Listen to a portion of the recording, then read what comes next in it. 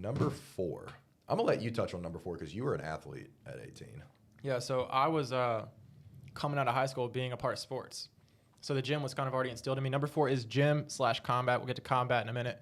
But coming out of high school, I was part of sports, right? And that was ripped away from me. So I almost clung to the gym because it was the only thing I know, the only thing that still hit close to home.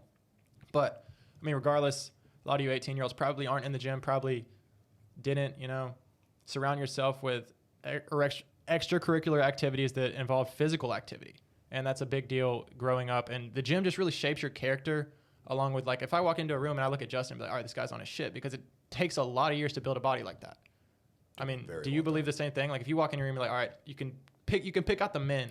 I'm going to pick the men that I respect just by looking at them. You can just tell. If a man is capable of violence, you can tell. And I like to surround myself with people that are capable of violence but know how to control it, if that makes any sense. I need to be surrounded by monsters that know how to control themselves. And that's going to go over a lot of people's heads, but you're going to learn that. Keep watching us. I'll dive into that later. Well, while we're still on this topic, Justin wrote combat down on the whiteboard. And that's not something that I was really thinking about at 18. I was like, all right, I'm going to get jacked. I'm going to, look aesthetic, look good, get ladies, have a good physical presence. But I wasn't really thinking about combat. And ever since I've been around Justin here recently, it's really made me realize the value of having people in your circle that know how to fight. Yeah. Because shit goes down. You have one life. Yeah.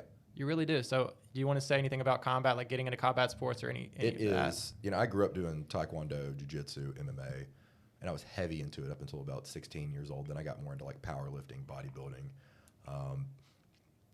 Knowing how to defend yourself is so valuable as a man, okay? Because it's not just your responsibility to defend yourself. You need to be able to defend others. If, a group of guys is about to jump you and 2 or 3 of your friends, you need to be able to hold your own. And you need to be able to just carry your weight. If somebody's coming up to your old lady and disrespecting her, you need to be able to handle it.